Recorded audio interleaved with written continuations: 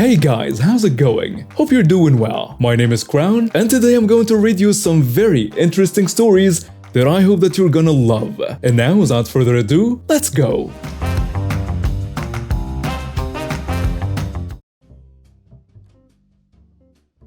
I've always been a pretty social person, but there is one person in particular who really rubbed me the wrong way.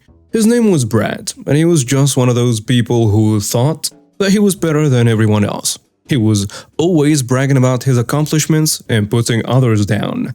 It was really getting on my nerves, but I didn't know what to do about it. That is until I got my revenge.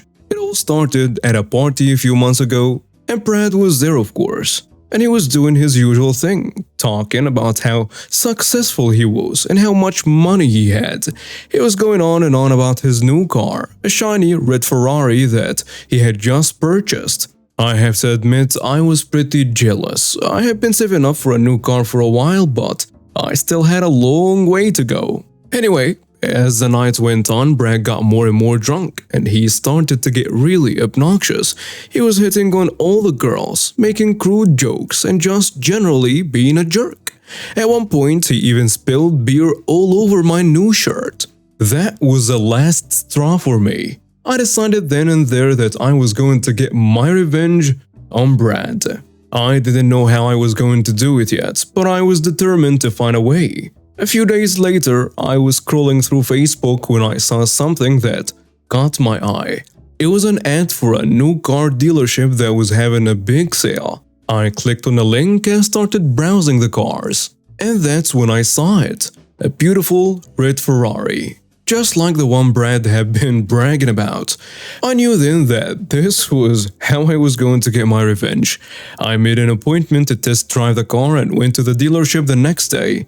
The salesman, a friendly guy named Tom, showed me the car and I took it for a spin. It was amazing. I had never driven anything like this before. After the test drive, Tom asked me if I was interested in buying the car. I told him that I was, but that I needed to think about it. Finally, I had an idea. I called up Brad and told him that I had just purchased a Ferrari, just like his. I could hear the jealousy in his voice as he asked me how much I had to pay for it. I told him that I had gotten a really good deal and that it was none of his business. Over the next few weeks, I made sure to flaunt my new car every chance I got. I drove it to parties, parked it in front of Brad's house, and even revved the engine as I drove past him on the street. Brad was seething with jealousy, and I loved every minute of it. But my plan wasn't over yet. One day, I got a call from Brad. He sounded angry. "I know what you're doing," he said. "You're trying to make me jealous with that stupid car." I pretended to be confused. What are you talking about, Brad? "Don't play dumb with me," he said. "I know you bought that car just to show off." I smiled. "Actually, Brad, I didn't buy the car. I just rented it for a few weeks." There was a long pause on the other end of the line. "What?" "Yeah," I said. "I rented it from the dealership for a few weeks. It's not even mine." I could hear Brad's anger turning to embarrassment. "Oh," he said. "Well, I still think you're just trying to show off." I laughed. "Whatever you say, Brad.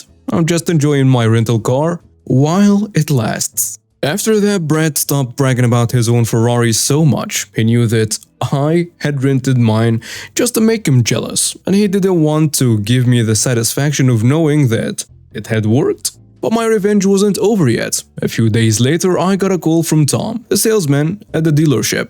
"Hey, I just wanted to let you know that the owner of the dealership saw you driving that Ferrari and he's really interested in meeting you," Tom said. I was surprised.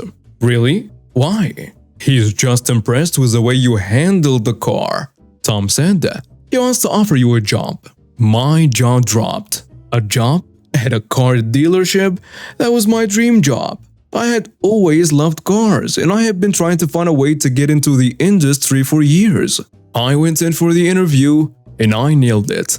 The owner of the dealership was impressed with my knowledge of cars and enthusiasm for the job. He offered me a position as a salesperson, and I accepted. From that day on, I was a part of the team at the dealership. I worked hard, made sales, and climbed the ranks. and every time Brad saw me driving a new car or heard about my latest success, he knew that he had been beaten at his own game. Looking back, I realized that my revenge on Brad was a little bitty. Costed me a hefty sum, but it led me to a job that I loved and a career that I'm still passionate about to this day. I've got a story that I think would fit perfectly on Bro Revenge subreddit. It's about how I got back at a guy who was a real jerk to me and my friends. It all started last summer when I was living in a small town in the Midwest. There was a local bar that my friends and I liked to hang out at. It was a pretty chill spot, but there was this one guy who would always come in and start trouble. He was always looking for a fight, and he would pick on anyone he thought was weaker than him. One night, my friends and I were having a good time at a bar. When this guy walked in, he was already pretty drunk, and he stumbled over to our table. "What are you looking at?" he slurred. "I got a problem." We tried to ignore him, but he wouldn't leave us alone. He started knocking over our drinks and making a scene. Finally, my friend Jake had had enough. "Dude, just leave us alone," he said. And that's when the guy got really mad. He stood up and towered over us. "You want a piece of me?" he yelled. "I'll kick all your butts." We could tell that he was serious, so we decided to leave.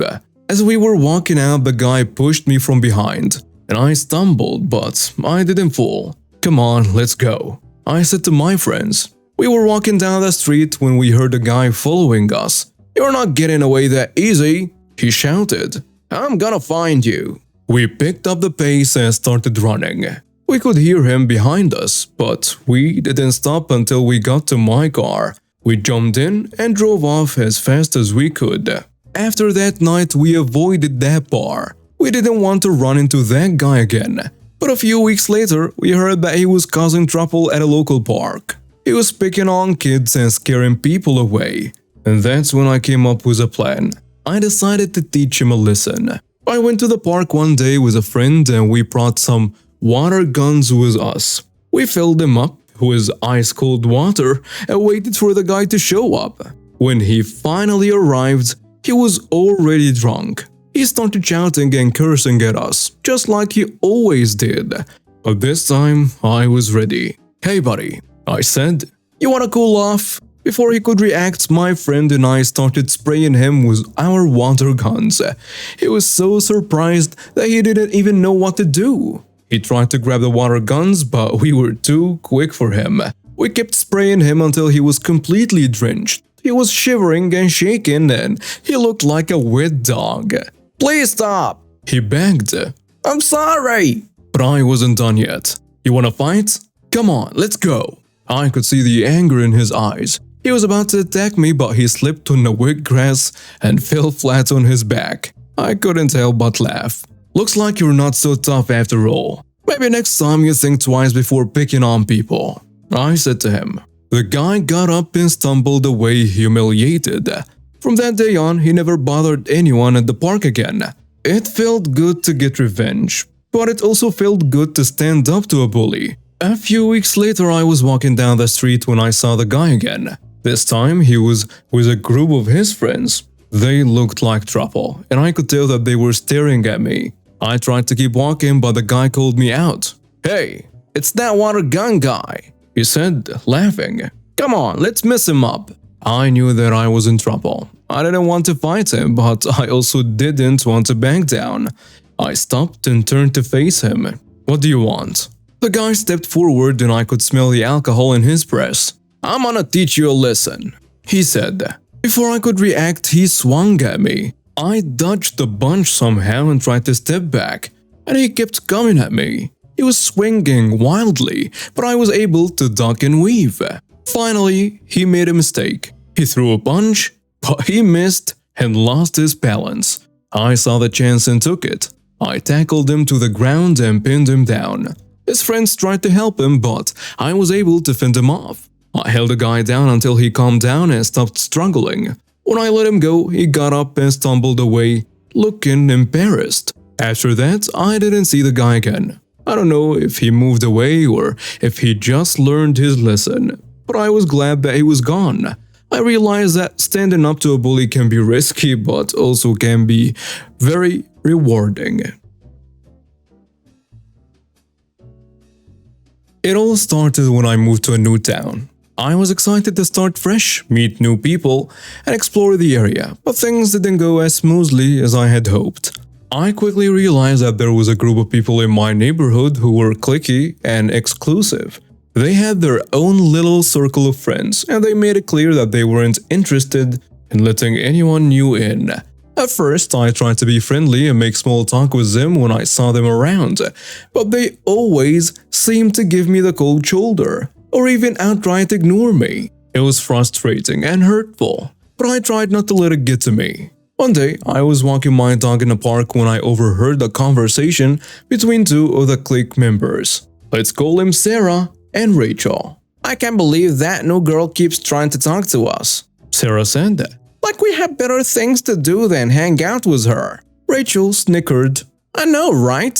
And have you seen the way she dresses? So basic. I felt my face flush with anger and embarrassment. Who are these girls to judge me based on my clothes and try to even exclude me from their group? I decided then and there that I was going to get my revenge. Over the next few weeks, I kept a low profile and observed the clique's behavior. I noticed that they were really into social media, constantly posting pictures and stories about their outings and adventures. I also noticed that they were very competitive with each other, always trying to one-up each other and prove who was the coolest and most popular. I came up with a plan.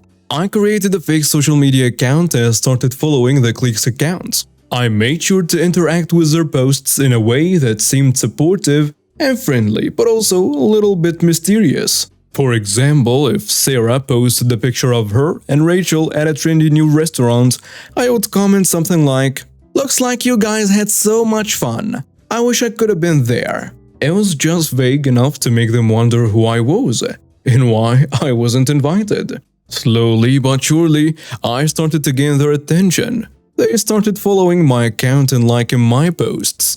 I made sure to post pictures of myself doing things that seemed cool and exciting, like hiking in the mountains or attending a music festival. They didn't actually recognize it was me. I also started dropping hints that I was friends with other cool people in the area. For example, I posted a picture of myself at a party with a group of friends and captioned it, "So lucky to have such amazing friends who always know how to have a good time."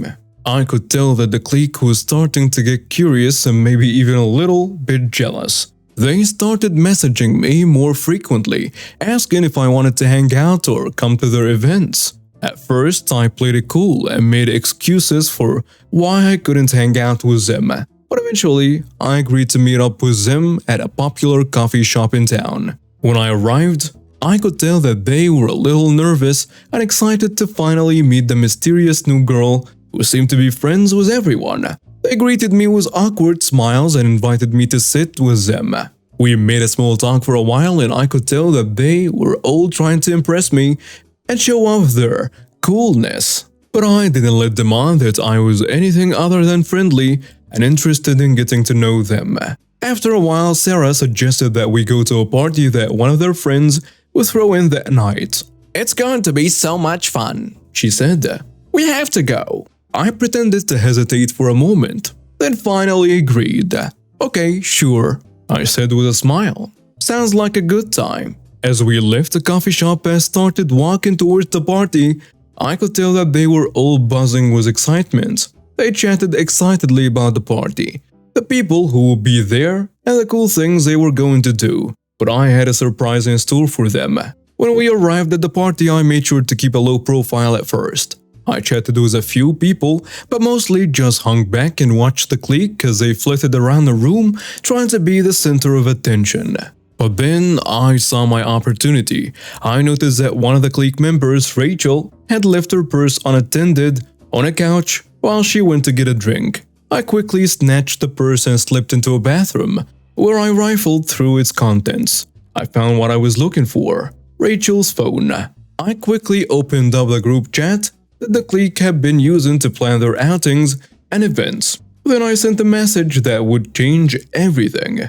Hey everyone, just wanted to let you know that I'm actually the same girl that you guys were trying to exclude from your group, and I've been playing you this whole time. I waited for a response, feeling a little bit nervous about what would happen next. But then the messages started flooding in. What? You've been tricking us this whole time? Why would you do that? We were just trying to protect our group. I can't believe you would do something like this. You're such a fake. I sat back and smiled to myself. It was all going according to plan. Over the next few days, the clique members started reaching out to me, begging me to explain myself and apologize. But I just laughed it off and said that they had gotten what they deserved. You were so quick to judge me and try to exclude me just because of the way I dressed or talked. I said to them, you never even gave me a chance to show you who I really was. So I decided to teach you a lesson. The clique members eventually gave up trying to get me to apologize or explain myself. And in the end, I felt like I had won. I may have played a little bit dirty, but I felt like I had shown them that it wasn't okay to judge people based on superficial things. And maybe, just maybe, they would think twice before excluding people in the future. As for me, I felt like I had finally found my place in the town. I had shown that I wasn't afraid to stand up for myself and get a little bit of revenge when it was warranted. And maybe, just maybe, I had made some new friends along the way. And now we have reached the end of today's stories. Thank you for watching and see you next time.